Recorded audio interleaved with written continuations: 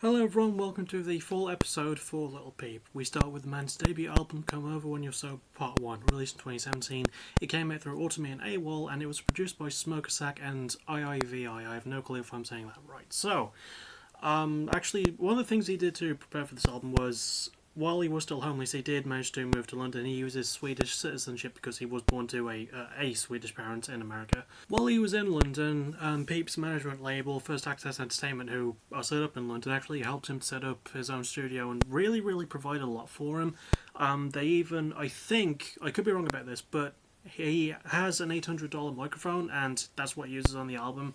I think First Access might have provided that for him. So, I like that while he was homeless at the time, or at least I think he was homeless at the time, he got a lot of really good help from his label, which was just really cool to see, honestly. I liked doing the research on this. As for the album, well, right out the gate, it's got Peep's unique personality all over it. It's not like all the other SoundCloud rappers of his time that mostly did a lot of yelling and screaming and just were overly aggressive. Peep has like a deadpan delivery to his tone, and it actually sounds more like he's having a conversation with you than trying to force a point down your throat, and I actually appreciate that, especially considering the album's only short. I think it's the shortest one. It's 23.5 minutes. It's really not a long album.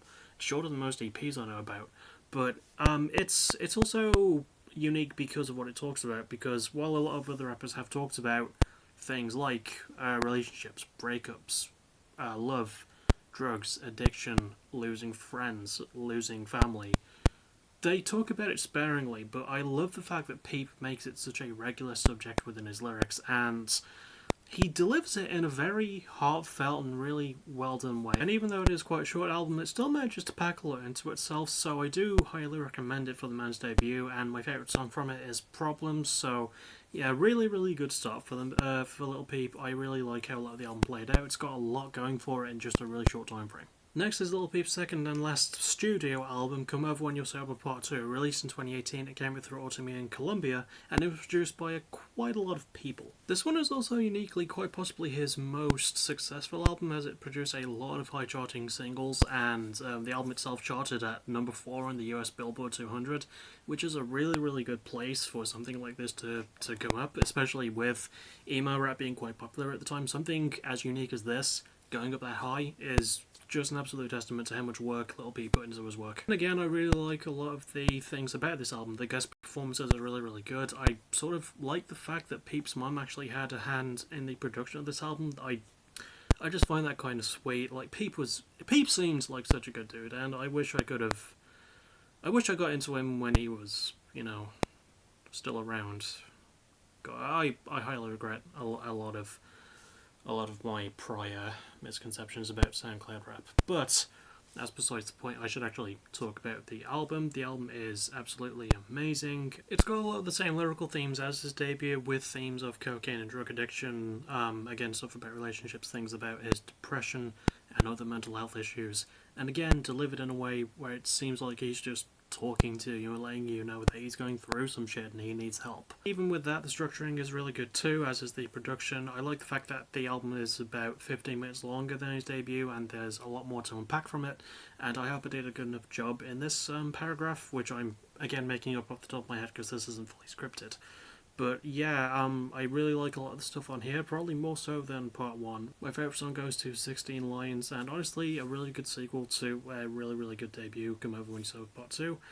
Now we're going to cover the last album for this video. And finally, we reach the compilation album titled Everybody's Everything, released in 2019. It has the same labels as last time and way more producers. So I usually don't do compilation albums or things like this, because usually it's just compilations of stuff that have, that a band has already done. Like, their greatest hits remastered and, old songs remastered and things like that. But most of this album, most of the bulk of it, is unreleased material, things that weren't even on the many EPs and mixtapes that he did, like, even before his first studio album. And that was a rule I made a long time ago, about 5-6 years ago, that if an album has prior material in it, priorly released material in it, but mostly has new material, that's viable to cover, and as far as I can tell, that makes this album viable to cover. There was also a documentary release that came before it, which I actually do want to watch now thinking about it. I think it would give me a bit better insight into Gustav's mind and what he was going through. There was also a documentary of the same name that came out a few months before the album, and as for the album itself, well, again, it's a really nice piece of work from him. It was released exactly 2 years after his death, which I think was actually quite a good detail if that were done on purpose. But yeah, I really like a lot of this album too, even though it's not a studio album. I think it would have done better if it were called Come Over When You're Sober Part 3, but I think that would have been sort of against Peep's legacy in a way, but I like what the producers were able to come up with here. Really, really good compilation and selection of songs that, again, were not released because remember the rule I mentioned earlier. But yes, it's still an absolutely breathtaking bit of emo rap. I really like the themes, still tackles the same ones as usual, and yeah, still an absolutely fantastic tone. I love the mood, I love the vibe of it. It's just something that Peep was always able to capture, I think. My favourite song goes to When I Lie, and again, can't stress this enough. This is... I always have... I always struggle with things to say, as you could tell from my stammering just there, but I always struggle with things to say when it comes to talking about artists that have passed away. I mean, I've done it with several bands over time, like Linkin Park when Chester died. All the Chris Cornell's work, like his solo stuff, Audioslave and Soundgarden, you know? I mean, Architects are still the prime example to me, because that was the first episode I did when it was in the same year when Tom Searle had passed away. And I had never given a shit about Architects up until that point, but I was like, I should probably do something, because a friend did request it, and much like back then, 6 years ago, a friend has requested this one, and again, it's never easy.